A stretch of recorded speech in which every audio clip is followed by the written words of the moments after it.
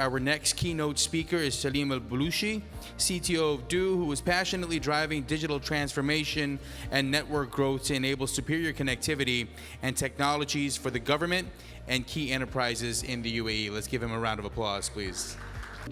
Bismillah ar-Rahman ar-Rahim. Assalamu alaikum. Good morning. On 15th of November, so it was Saturday, and usually on Saturday I go to actually running on Jumeirah Beach, or I go to hiking since it is November, very nice weather. I spend time in hiking or sitting in my farm. But unfortunately, on 15th of November, I was forced, by the way, to attend a race, car race, which is, I am not a fan of car race to declare, so no, don't ask me about the car and the speed and whatever, the motor of the cars, whatever, the engines.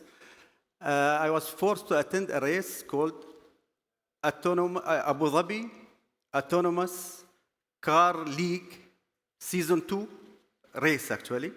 So it was 6 on that day, 6 sport cars racing on Yas Trail.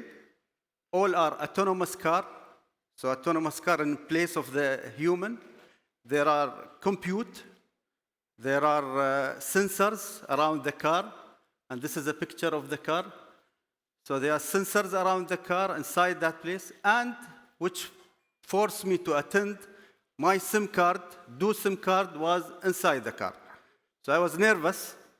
SIM card is inside the car. If anything happened, usually in Formula 1 race or any other race, there are SIM cards as well in the cars. But if it is not working or latency or whatever, it's okay, car will run. The engine, the body, the tires, the driver, car will run. However, in this situation, I am one of the variables, my network, Do network actually, one of the variables for the race, for the car to win or lose. So I was nervous. I thought if I stay in the farm, I will not be, of course, in good mood. And the second point also, I have to be there to attract the attention of my team, my professional engineers, Do professional engineers, that they have to give the right attention when they see the CTO is there. So the Do team was on ground. My partner as well, Miko, was there on the ground himself with his team, Nokia actually. Nokia was our partner in this race and building this private 5G network. So from that day, let me take you to Line is on, and A2RL Season 2, well and truly underway. The grand finale is on, led by Team Term, who head into Turn 1, being racing Polymoving Constructor. A little further back, 6 cars in this race, 20 laps of racing. Of this back straight, and I just wonder if we might get a little look. There's a twitch. We're going side by side in autonomous racing. Unimore to the inside, overtaking Team Term. Team Term has to back out of it. That was sensational from Unimore. The coders and the engineers in the back of the garage have done. And then lost time through the exit. And look, this is the lappery that we were looking at. And and we've got contact into the wall. We had a lapped car involved as well.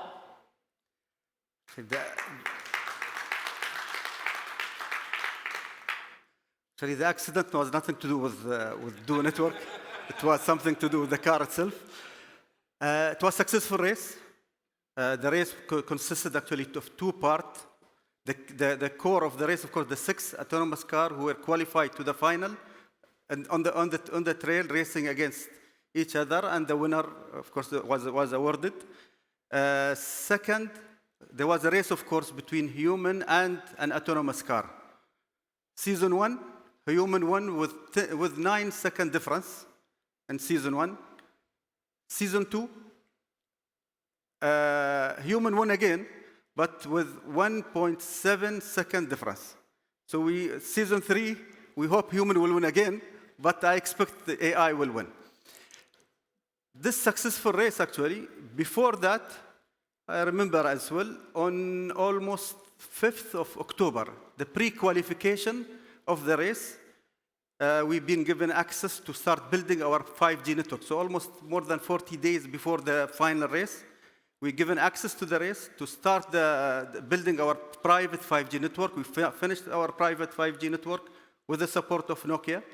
setup is done, antenna being designed for the object. Because 1 year ago, I would to go back to 2024, we designed the network for human.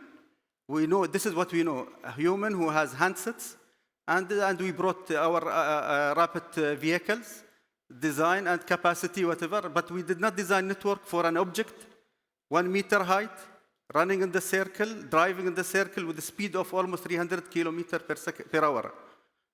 So learning, we build a private 5G network thanks to YAS circuit management, allowed us to put our antennas on the circuit itself to serve this object.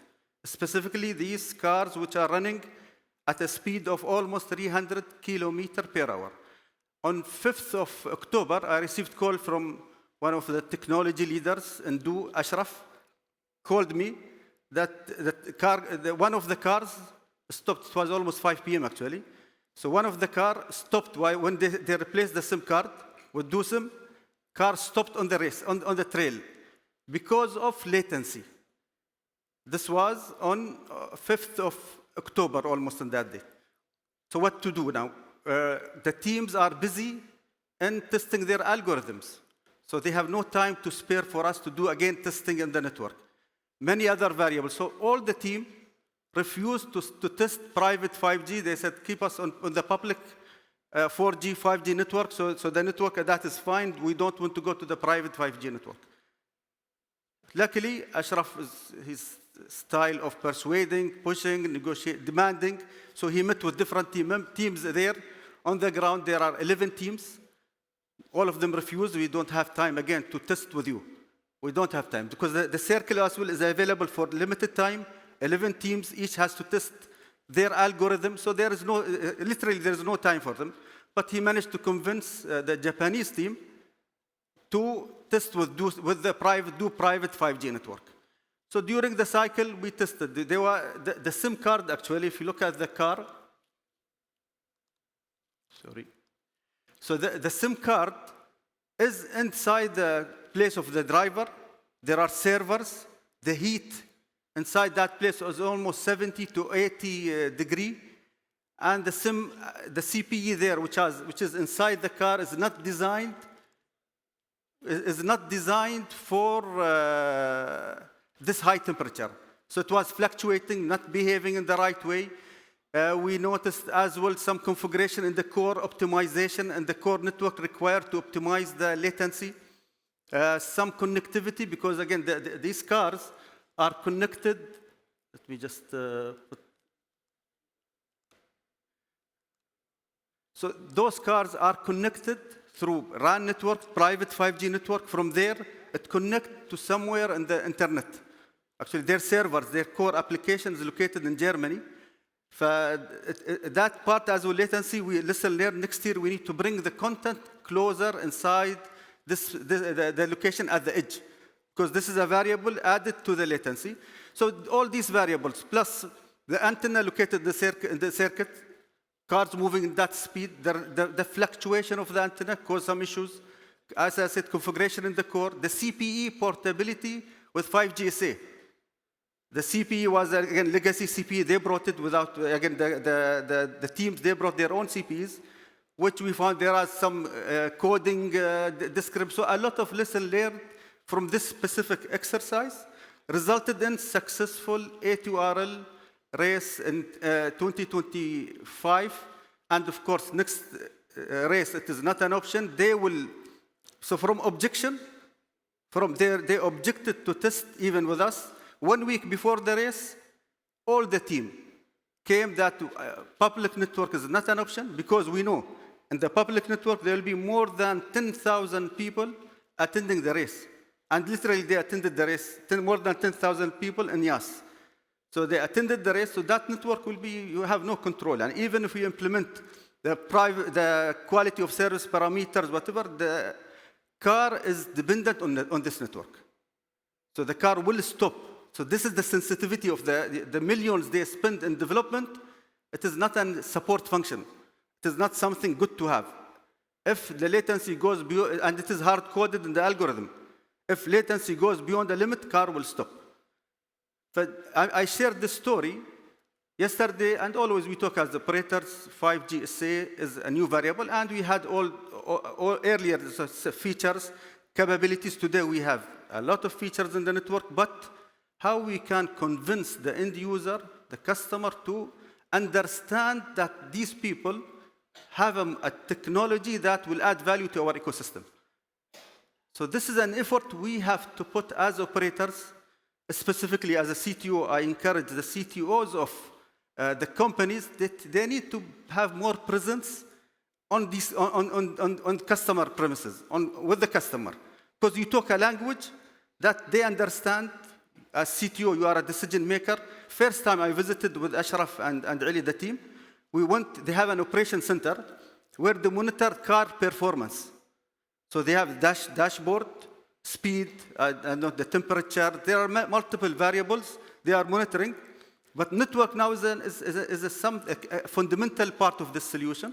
So then immediately we told them that you need to have a dashboard for the network showing per car the latency, throughput, all these variables. So within a week, with again our partner Nokia, we managed to have that dashboard. Now it is an integrated part of their monitoring center of the race. One of the screens is network variables, network KPIs. It is an integrated part of their operation. Again, the presence and leadership of CTOs I think is critical in such capabilities. The technology team as well, their presence. One of the things that these circuits, because after building the antenna, the circuit, we are not allowed to access to do drive test optimization to optimize the network. The team were forced every day after the race, they were doing from 2 a.m. till 6 a.m. This is the window we have been given. They drive inside the circle to ensure the network is optimized for next day team when they start racing, when they start the pre-qualification races. Again, we have a lot of lessons learned from there. We encourage all the telecom industry. We need to build the market to build this industry or these use cases. We can't sit until 1 year, 100 years in front and just keep saying it is not working, things are not happening. The only way it will happen, we need to collaborate. And of course, nothing better than what's happening in Abu Dhabi. Abu Dhabi is driving this race is under Technology Innovation Institute in Abu Dhabi.